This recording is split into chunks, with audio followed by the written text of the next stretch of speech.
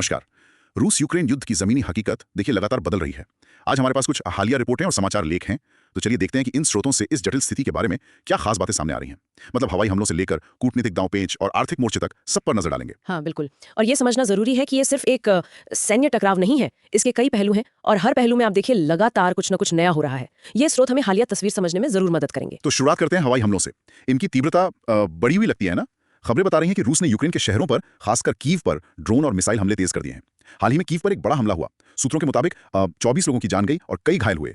यूक्रेनी अधिकारियों ने इसे शुद्ध आतंकवाद तक कहा है। हाँ, ये वाकई एक गंभीर स्थिति है। हालांकि यूक्रेन की जो वायु रक्षा प्रणाली है वो लगातार सक्रिय है और कई हमलों को नाकाम भी कर रही है। लेकिन जिस पैमाने पर ये हमले हो रहे हैं वो एक बहुत बड़ी चुनौती है उनके लिए। और साथ ही ये भी रिपोर्ट्स में आ रहा है कि रूस अपना ड्रोन और मिसाइल उत्पादन क्षमता भी वो बढ़ा रहा है। अच्छा, लेकिन ऐसा तो नहीं है कि सिर्फ एक तरफ से ही कार्रवाई हो रही है। यूक्रेन के जवाब के बारे में इन रिपोर्ट्स में क्या है? बिल्कुल बिल्कुल। एक ध्यान देने वाली बात यह है कि यूक्रेन भी पीछे नहीं है। वो भी रूसी क्षेत्र के अंदर ड्रोन हमले कर रहे हैं, खासकर सैन्य ठिकानों को निशाना बनाते हुए। ऑपरेशन स्पाइडरवेब नाम के एक यूक्रेनी ड्रोन हमले का जिक्र है इसमें, जिसके बारे में कहा जा रहा है कि इसने हवाई अड्डों पर तैनात रूस के जो रणनीतिक बमवर्षक हैं उनके बेड़े के एक हिस्से को काफी नुकसान पहुंचाया है। रणनीतिक बमवर्षकों को नुकसान, ये तो रूस के लिए एक बड़ा झटका होगा। इसका क्या असर हुआ है, फिर कुछ अंदाजा? असर साफ दिख रहा है। रिपोर्टों के मुताबिक रूस को अपने बाकी बचे महंगे विमानों को छिपाने और सुरक्षित ठिकानों पर ले जाने पर मजबूर होना पड़ा है। ये दिखाता है कि यूक्रेन की पहुंच अब बढ़ रही है और रूस भी कह सकते हैं पहले से ज्यादा असुरक्षित महसूस कर रहा है।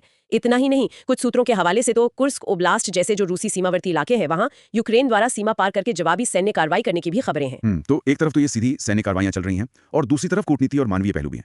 कैदियों की अदला बदली को लेकर क्या खबरें हैं? वो भी चल रहा है। देखिए, इस्तांबुल में जो बातचीत हुई थी उसके बाद से रूस और यूक्रेन के बीच युद्धबंदियों POWs और मारे गए सैनिकों के शवों का आदान प्रदान तो चल रहा है। हाल में शवों की अदला बदली हुई है, ऐसी रिपोर्ट्स हैं। लेकिन युद्धबंदियों की असल संख्या को लेकर जानकारी थोड़ी विरोधाभासी है। रूसी पक्ष का ये दावा है कि कुछ मामलों में यूक्रेन समझौते की शर्तों का पूरी तरह पालन नहीं कर रहा है। अच्छा, और बड़े कूटनीतिक मंच पर क्या हो रहा है? G7 शिखर सम्मेलन का भी जिक्र है इन रिपोर्ट्स में। हाँ, G7 शिखर सम्मेलन मतलब दुनिया की 7 प्रमुख औद्योगिक अर्थव्यवस्थाओं के समूह की बैठक। वहां यूक्रेनी राष्ट्रपति जेलेंस्की ने चिंता जताई कि कूटनीति एक तरह के संकट में है।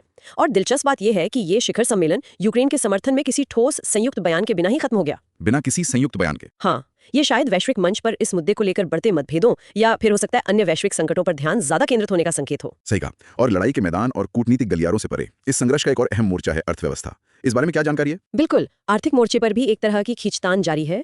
यूक्रेन की अर्थव्यवस्था जो शुरू में बुरी तरह प्रभावित हुई थी, अब कुछ सुधार के संकेत दे रही है।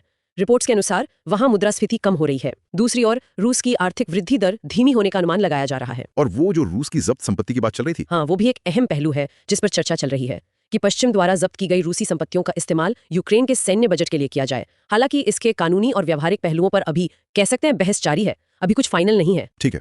और इन रिपोर्ट्स में एक और बाहरी खिलाड़ी का जिक्र है, उत्तर कोरिया।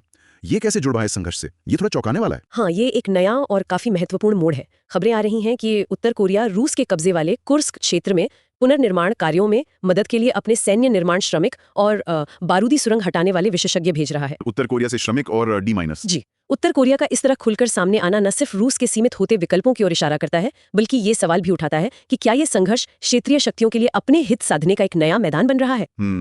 तो कुल मिलाकर तस्वीर ये बन रही है कि हवाई हमले तेज हैं, यूक्रेन की जवाबी कार्रवाई बढ़ रही है, कूटनीतिक समाधान मुश्किल दिख रहा है, आर्थिक दबाव एक हथियार बन चुका है और अब उत्तर कोरिया जैसे बाहरी देश भी इस समीकरण में शामिल हो रहे हैं। बिल्कुल सही कहा। ये सिर्फ दो देशों के बीच की लड़ाई नहीं रह गई है, इसके वैश्विक तार जुड़ते जा रहे हैं, साफ दिख रहा है। और उत्तर कोरिया का शामिल होना इस स्थिति को और भी ज्यादा पेचीदा बनाता है, इसमें कोई शक नहीं। और इन सब के बीच एक सवाल मुझे सोचने पर मजबूर करता है कि जिस तरह दोनों पक्ष सूचना युद्ध लड़ रहे हैं, है ना, और अपने अपने नैरेटिव्स गढ़ रहे हैं, क्या भविष्य में इस संघर्ष की दिशा तय करने में इन नैरेटिव्स की भूमिका सैन्य ताकत या आर्थिक दबाव से भी ज्यादा अहम हो सकती है? ये विचार करने लायक बात है।